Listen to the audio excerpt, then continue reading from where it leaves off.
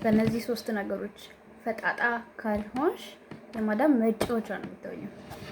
ሰላም ሰላም፣ እንዴት ናችሁ? ሰላማችሁ በያላችሁበት ይብዛልኝ። እኔ ፍሬ ነኝ። እንኳን ወደ ቅመሞች ሚዲያ በሰላም መጣችሁ።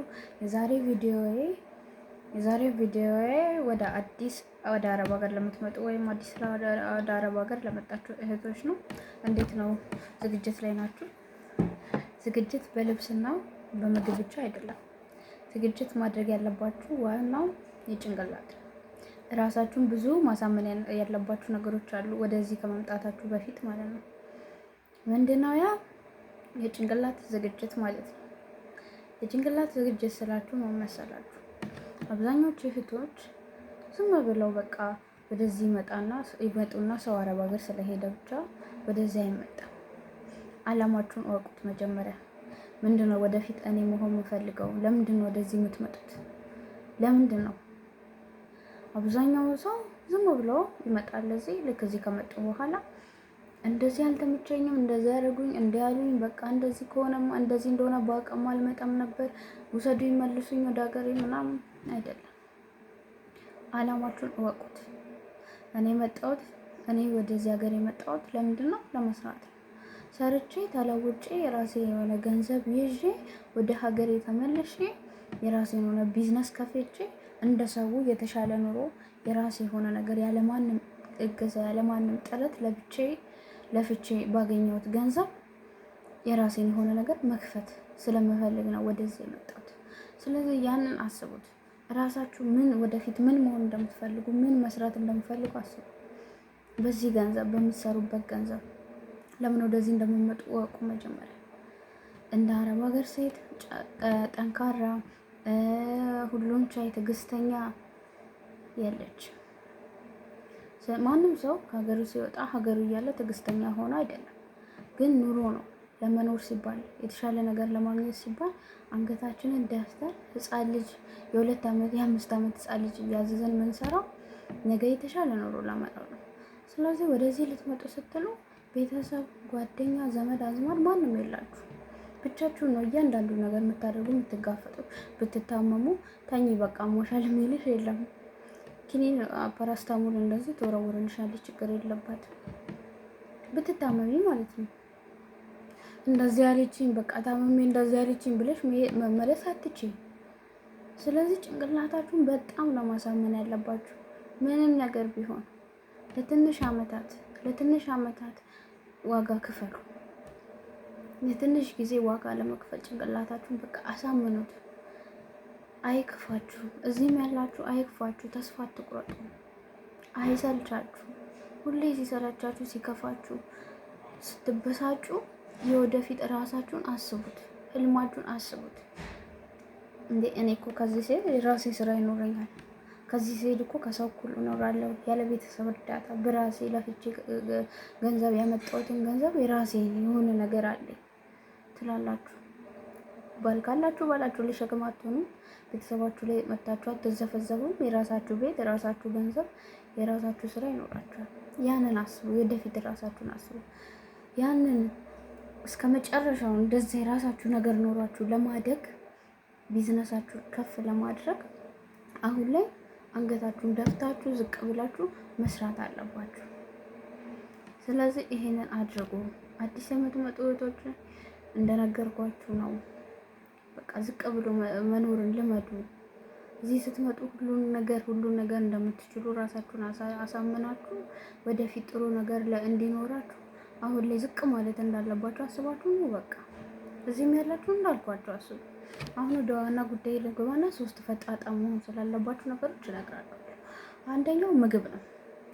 የሰው ልጅ ምግብ ሳይበላ ጉልበት አይወጣም። አረብ ሀገር ያላችሁ ሴቶች ወይም የምትመጡ ሴቶች ምግብ ሳትበሉ እቃ እንዳታነሱ፣ የወደቀ እቃ እንዳታነሱ። የወደቀ ሰራተኛ ከእናንተ በፊት የነበረ ሰራተኛ ያቃጥላል ብላችሁ ፈርታችሁ ከሆነ ገና ለገና እርቧችሁ የአሰሪያችሁን የማዳምን አይን የምታዩት ለምን ሲባል ነው? ለምን እሷ ስታሰራችሁ ቆይ በቃ ደክሟታል ትቀመጥ ትላለች እንዴ? ለምን እየራባችሁ ትቀመጣላችሁ? ለምን እየራባችሁ ትሰራላችሁ? እስቲ ንገሩኝ። ስለዚህ ጤነኛ ሆናችሁ ሜዲካል ተመርምራችሁ መታችሁ እዚህ የጨጓራ ታማሚ የስንት በሽታ ተሸካሚ ሆናችሁ ትሰራላችሁ። እሷ እንደ አህያ እንድትፈጊላት ነው እንጂ የምትፈልገው በላሽ አልበላሽ ጉዳዩ አይደለም። ማንም ስላንቺ እዚህ የሚጨነቅ ሰው የለም። ራስሽ ለራስሽ ካልሆንሽ ራስሽ ለራስሽ ካላሰብሽ ማለት ነው። ስለዚህ ምግብ ቁርስ፣ ምሳ፣ እራት ሰዓትሽን መድቢ። ቁርስ ለብቻ፣ ምሳ ለብቻ፣ እራት ለብቻ ሰዓትሽን መድበሽ ቁርስ ላይ ቁርስ አበይ እቃ እንዳታነሽ፣ ምግብሽን በልተሽ ወደ ስራ። ምሳ ሰዓት ላይም የፈለገ ስራ ቢበዛብሽ ጥለሽ በልተሽ ውሃሽን ጠጥተሽ ተመልሰሽ ወደ ስራሽ መመለስ አለብሽ ማለት ነው። ገብቶሻል? እንደዚህ አድርጊ። እንደዚህ ካላደረግሽ በሽተኛ ነው የምትሆኚ። እሷ መጫወቻ ነው የምትሆኚ። አግኝታ ነው ምግብ ሆነ ዘይባትም እንዴ አግኝታ ነው ትጫወትብሻለች።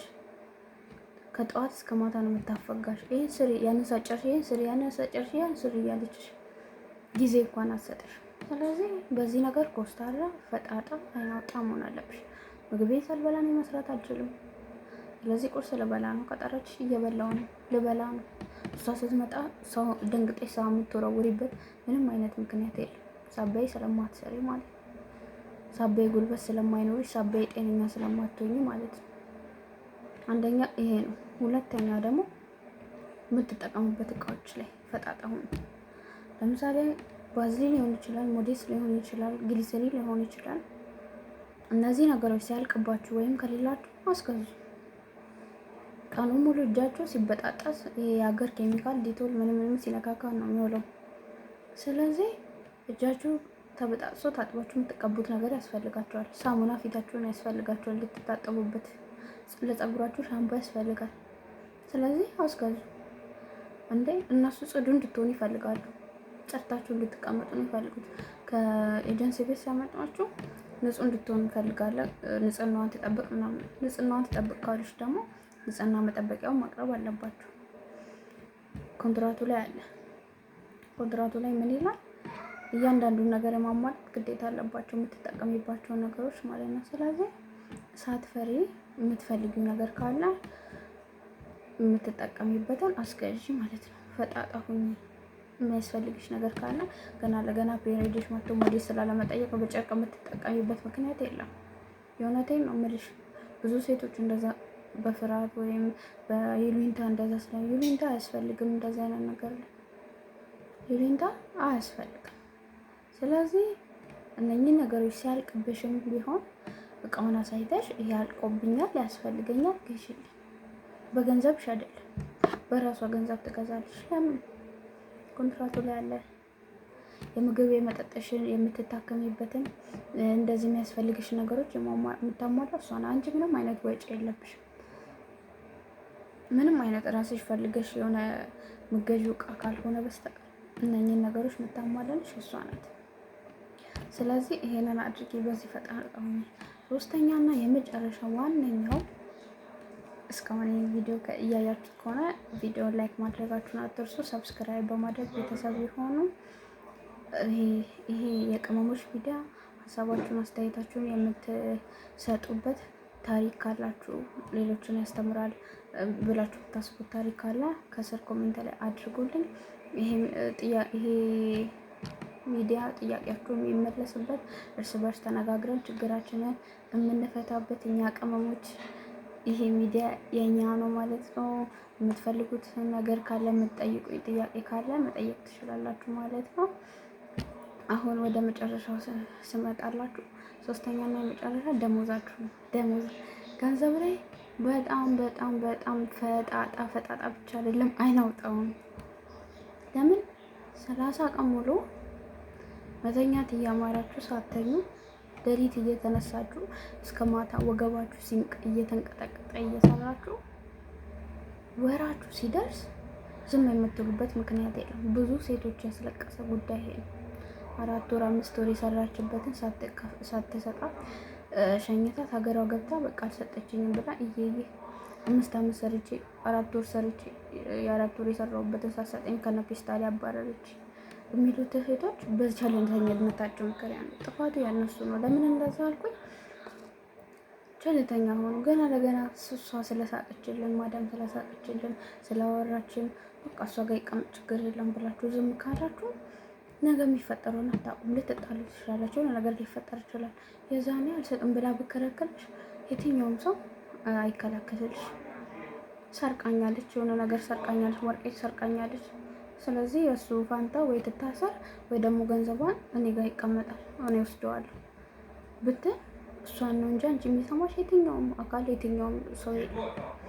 ስለዚህ ይህንን አስቤ ወሪ ሲደርስ ወይርስ በሰላሳ ቀን ሲሞላ 3 ቀን ጠብቂያት፣ 3 ቀን ታገሽ። ከዛ በኋላ አንድ ቀን እንዳትነሽ።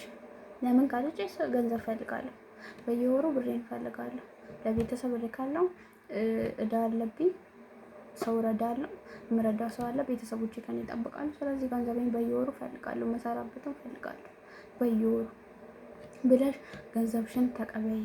አደራ አደራ አደራ። በዚህ ይሉኝታ እንዳይዝሽ። የምትለፊው ይሄንን ለማግኘት ነው። ሌሊት ተነስተሽ እስከ 4 ሰዓት እስከ 5 ሰዓት የምትደክሚው ለዚህ ገንዘብ ስትይ ነው። ስለዚህ አታስበይ ገንዘብሽን። በቃ በየወሩ ተቀበይ ገንዘብሽን ማለት ነው። ችላ አትበይ። ይሉኝታ አያያዝሽ። ቸልተኛ አትሆኚ በገንዘብ ዙሪያ። በቃ በየወሩ ተቀበይ። ብዙ እህቶች ያስለቀሰ ጉዳይ ነው ይሄ። ብዙ እህቶች እዚህ ለፍተው ደክመው እንዳልሰራ እንዳለፈ መና ሆነው ወደ ሀገራቸው ገብተው ጉሊት ቸርቻሪ የሚሆኑት በዚህ ቸልተኝነት የተነሳ ነው። ስለዚህ ባክሽ እህቴ በዚህ ነገር ይሉኝታ አይኖርብሽ። በቃ ይሉኝታ እንዳይኖርብሽ ፈጣጣ ሆኚ። ይሄንን ነው የምልሽ። በሚቀጥለው ስለ ብዙ ነገሮች እናወራለን። በሚቀጥለው ቪዲዮ ሌላ እንደዚህ አይነት አዲስ ለምትመጡ እህቶች ሌላ ቪዲዮ ሰራላችኋለሁ። እስከዛው ሰላም ቆዩልኝ። ሀሳብ አስተያየት ካላችሁ ከስር በኮሜንት አስቀምጡልኝ። ይሄ ሚዲያ እንደነገርኳችሁ ሀሳባችሁን አስተያየታችሁን የምንጋራበት ሚዲያ ነው። ቪዲዮውን ላይክ፣ ሰብስክራይብ ማድረግ አትርሱ። በማድረግ ቤተሰብ ይሁኑ ማለት ነው። እስከምንገናኝ እንግዲህ ቸር ሰንብቱ።